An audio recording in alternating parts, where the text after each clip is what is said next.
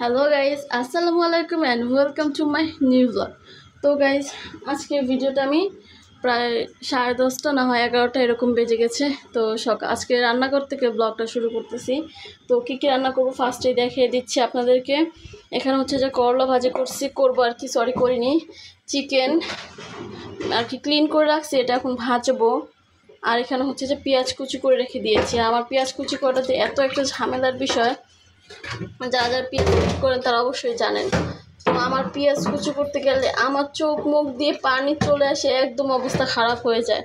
তো কার কার হয় এমন অবশ্যই কমেন্ট করে জানাবেন। তো আমার পেঁয়াজ করতে গেলে একদম অনেক অসহ্য লাগে, অনেক গাইস।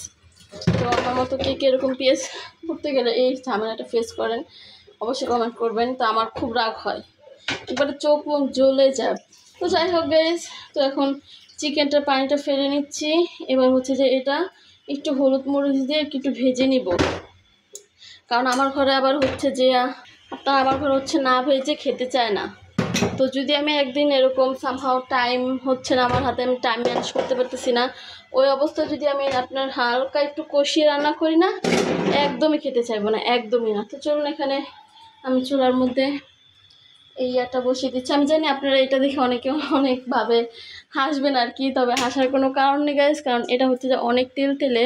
তো আমার কাছে ননস্টিকের হাঁড়ি আছে, তো এটা খুব বড়, তো যে কারণে আমি একটু ছোটোটা ইউজ করতে পছন্দ করি। এটা অনেক বড়, তো আপনারা আমার ননস্টিকের হাঁড়িটা দেখেছেন, তো এই জন্য হচ্ছে যে আমি ওটা ব্যবহার করি না, ছোটোটা ব্যবহার করি। তো যাই হোক, এখানে হচ্ছে যে আমি হলুদের গুঁড়া দিয়ে দিচ্ছি হালকা একটু ভাজার জন্য। হলুদের গুঁড়া দিলে হয় কি একটু সুন্দর একটা কালার আসে, সাদা হয়ে থাকে না, এই জন্য জাস্ট এখানে দিয়ে দিব। এবার হচ্ছে যে লবণ, তো পরিমাণ মতো একটু লবণ দিয়ে নিচ্ছি। তো আমি আপনাদের কাছে রান্নার ব্লগ শেয়ার করছি না, আমি কিন্তু কোনো রেসিপি শেয়ার করতেছি না, আমি জাস্ট আজকে কী কী রান্না করব সেটাই আর কি শেয়ার করবো, সারাদিনের টুকটাক কাজ নিয়ে। এই জন্য আর কি আমি কিন্তু রান্নার কোনো রেসিপি শেয়ার করব না, জাস্ট যেভাবে চিকেনটা রান্না করি ওইটাই শেয়ার করব বাস। তো এখানে করলাটা ভিজিয়ে নিয়েছি। তো এখানে আমি ইয়াটা বসিয়ে দিয়েছি আর কি, পাশের চুলা ভাত দিয়ে দিয়েছি, কারণ ভাই আবার চলে আসবে আর কি। আজকে বাইরে অনেক রোদ উঠছে, এটা দেখলে বোঝা যাচ্ছে অনেক রোদ, আর কেন জানো এত গরম পড়ছে বলার মতো না। তো যাই হোক, কি আর করার। তো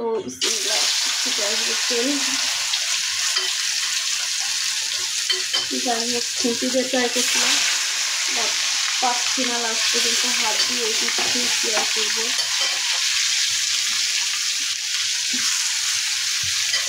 তো আপনাদের সাথে একটা কথা বলি, আমার বাচ্চাটা খুব অসুস্থ, আমার বড় ছেলেটা একদমই মানে সুস্থ থাকেই না বলতে গেলে চলে, ও আর কি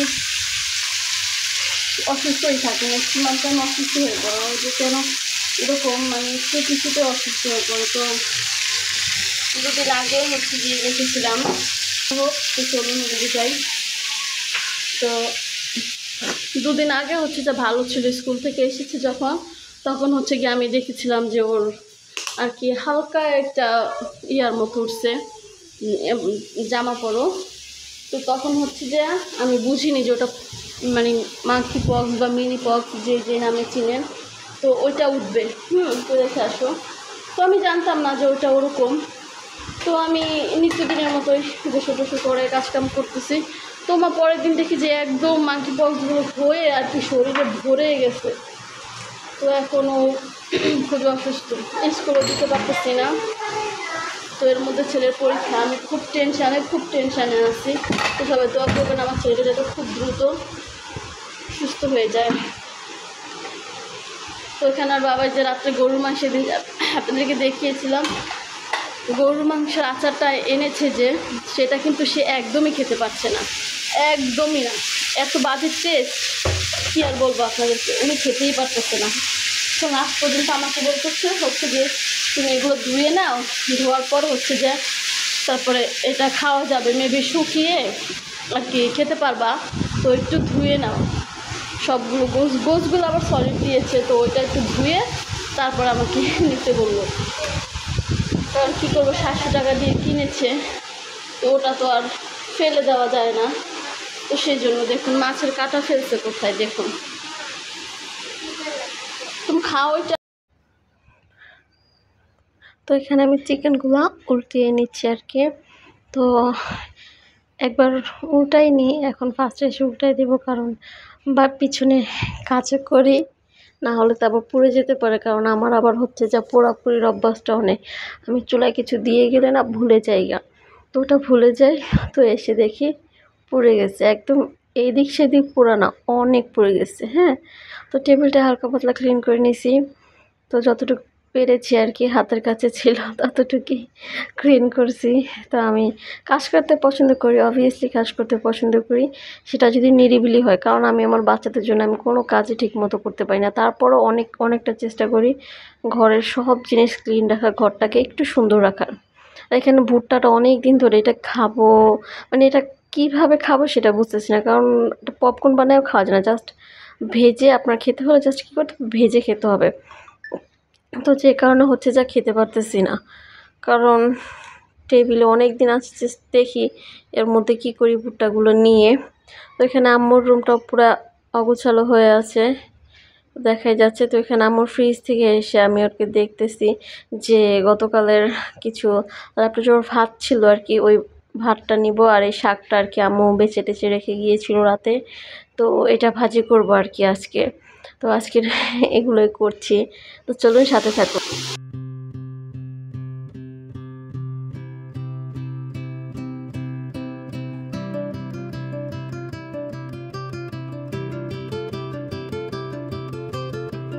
ইনডোর প্ল্যান্ট গাছ, তো গাছটা দেখুন যে পাতাগুলো গেড়ে দিয়েছিলাম, সেই পাতাগুলো হয়নি।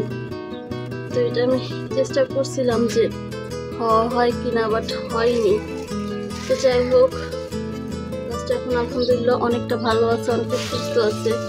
তো এই গাছটার জন্য একটা টব কিনতে যাব, সেই সময়টা হচ্ছে না আমার। তারপর তো চেষ্টা করব গাছটা একটু টব কেনার জন্য, যাওয়ার ভেরি সুন, সময় পাচ্ছি না যাওয়ার। তো ইনশাল্লাহ চেষ্টা করবো যাওয়ার জন্য। তো this is my indoor plant. ওইখানে আম্মু রাতে কাপড়গুলো ধুয়ে দিয়েছিল, তো ওইগুলো সব লেড়ে দিয়েছিলাম, সকালে উঠে ডানামাজ টানামাজ সব ধুয়ে দিয়েছিল। তো এই ঘরে ফারহানকে আপাতত ঘুম পড়াচ্ছি, কারণ ও হচ্ছে গিয়ে পক্সের জন্য আমি ওকে আলাদা কোথাও দিচ্ছি না এখন, কারণ শরীর বলতে কথা কখন কোনটা আবার হয়ে যায়, এই জন্য। বলো বেবিটা কার? আইমান, আমান, এই দেখো তোমাকে, এই দেখো বেবি নিয়ে দেখো শুয়ে আছি, দেখো আমার বেবিতে বেবি নিয়ে শুয়ে আছি। এই বেবিটা কি তোমার? তোমার baby? Come here, let's go, come come come come come come. তো আজকে একটু আলুটা ভেজে নেওয়ার চেষ্টা করতেছি, একটু ডিফারেন্টভাবে ট্রাই করতেছি। তো এখানে আলুগুলো আমি একটু ভেজে নিচ্ছি আর কি, হালকা একটু লাল লাল করে ভেজে নিলাম। তো দেখি টেস্টটা কেমন আসে, টেস্টটা ভালো এসেছে, খারাপ না, বাট লবণটা একটু বেশি হয়ে গেছে, যেটা আমি সবসময় করে থাকি। তো যাই হোক, এখানে হচ্ছে গিয়ে আমি দারুচিনি এলাচ দিয়ে দিলাম। তো একটু স্মেলটা বের হলে আমি হচ্ছে যে এখানে পেঁয়াজটা অ্যাড করে দিই, একটু স্মেল আসুক।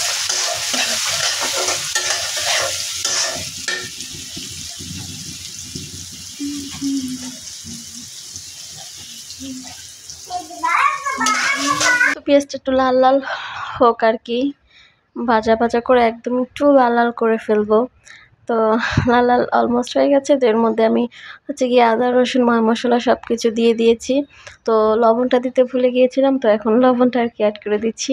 তো এখন এটা কষাতে আর কি থাকবো, প্রায় তেলটা যতক্ষণ পর্যন্ত না আর কি আপনার মশলাটার উপরে উঠে যাবে ততক্ষণ পর্যন্ত। তো এখানে দেখুন, রোদ সকালেই দেখালাম আপনাদেরকে কি রোদ, তো এখনও ওয়েদারটা দেখুন, মাশাল্লাহ মাশাল্লাহ অনেকটা সুন্দর, অনেক। তো এখানে একদম দেখুন কষানো ডাল।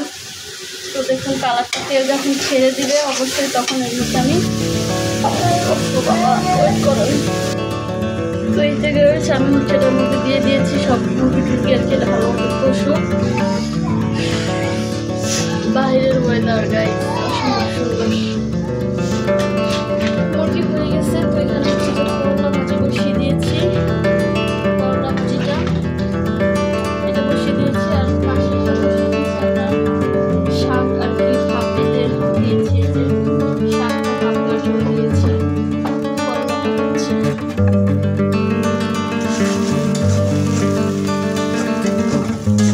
শাক বাগার দেওয়ার জন্য আমি আর কি পেঁয়াজটা একটু লাল লাল করে নিয়েছি, পেঁয়াজ আর কিছু রসুন আর কি দিচ্ছি।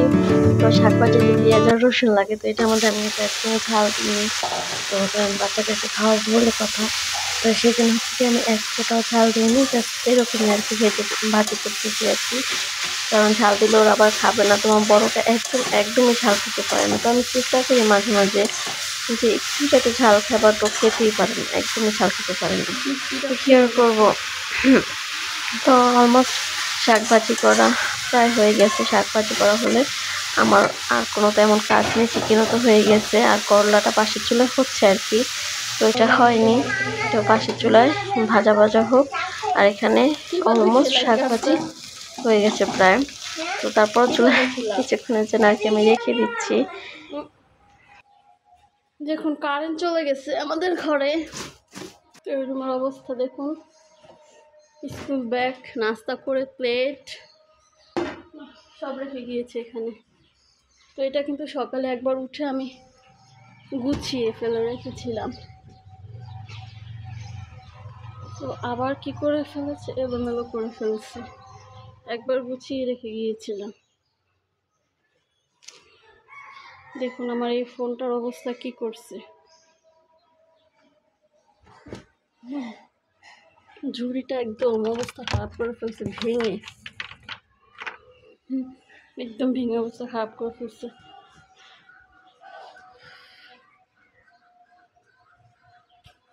তো আমার ছেলে স্কুলে যেতে পারতেছে না, ওর খুব খারাপ লাগতেছে, কারণ ও খুব স্কুলে যেতে পছন্দ করে। দেখুন বিছানার মধ্যে সকালবেলা আজকে চা ফেলছে, ছোটোটা চা ফেলে নোংরা করে ফেলছে। এখন জাস্ট ঝাড়বো। কি কাটা কি কারেন্ট চলে গিয়েছে? হ্যাঁ হ্যাঁ হ্যাঁ, কাটা কি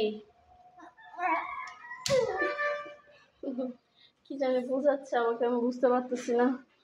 তো যাই হোক, বিছনাটা ঝেড়ে নেই। তো যাই হোক, এখানে গরম পানি দিয়ে গোসল করার জন্য আমি হচ্ছে যে একটু পানি দিয়ে দিচ্ছি চুলায়। কারণ গরম পানি দিয়ে হালকা গরম পানি দিয়ে গোসল করলে হয় কি, চুলকানি যে চুলকায় না, তো ওটা একটু কমবে। তো সেই জন্য হচ্ছে গিয়ে আমি চুলার মধ্যে গরম পানিটা দিয়ে দিছি, কি যাতে ওর চুলকানিটা একটু হলেও কম হয়। তো গাইস, আপনাদের সাথে আজকে একটা স্কিন কেয়ার রুটিন শেয়ার করব।